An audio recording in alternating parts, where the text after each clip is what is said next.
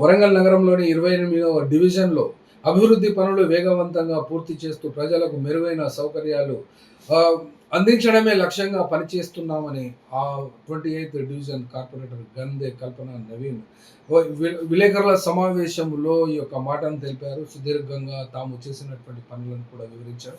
వారి మాటల్లోనే చూడవచ్చు. కరోనా టైంలో చాలామందికి నేను హెల్ప్ చేయడం జరిగింది. కూరగాయలు కానీ, నిత్యావసర వస్తువులు కానీ, అటువంటి శానిటైజర్లు కానీ ఎన్నో కూడా అందరికీ అందించడం జరిగింది. దాని తర్వాత 2023లో ఇక్కడ ఈ హంటర్ రోడ్ లోపల మొత్తం దాదాపు ఫస్ట్ ఫ్లోర్ మట్టుకు మునిగిపోయినటువంటి పరిస్థితి.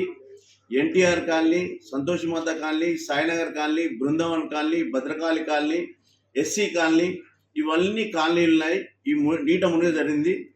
దానికి ప్రభుత్వం నుంచి తక్కువ సదుపాయం లేకపోతే రాత్రి ఒక పోలీసు ఏసీపీ గారు, మట్టవాడ సిఐ గారు, ఎస్ఐ గారు పోలీస్ సిబ్బందితో రాత్రి 12 గంటలకే ఈ ఫీల్డ్ మీదకి వచ్చేసి నా సొంత పైసలతోటి జేసీబీలు, ట్రాక్టర్లు ప్రతి ఒక్కటి కూడా చేయడం జరిగింది. వారి నీట మునిగిన వారికి, లాస్ అయిన వారికి నా వంతు సహాయంగా నిత్యావసర వస్తువులు మేము ఇవ్వడం జరిగింది. దానికి సుమారుగా 17 లక్షల రూపాయలు దానికి ఖర్చు అయినాయి. 17 లక్షల రూపాయలు ఖర్చు అయినాయి.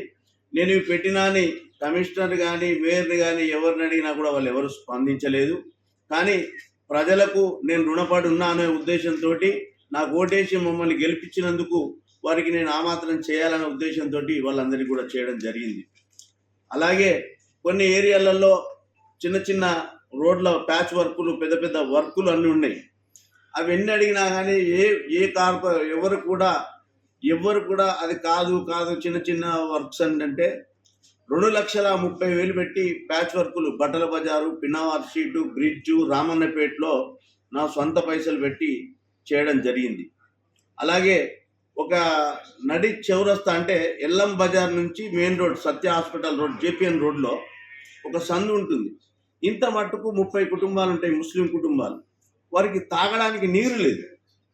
ఆ నీరు లేకపోతే వాళ్ళు అడిగేదంటే, అమ్మ నేను నల్లాలని నేను అది అవుతుందో కాదో తల్లి, నేనైతే నా వంతు సహాయం చేస్తాను. నా సొంత డబ్బులతోటి ఒక నల్లా బొంద తవ్వించి వారికి నల్లా కనెక్షన్ గుంజించి వారికి అక్కడ ఒక మోటార్ కొనిచ్చి మీ అందరి ఇండ్లలో నీళ్ళు వేసుకోండి అని చెప్పి వాళ్ళకి ఆ సదుపాయం కల్పించడం జరిగింది.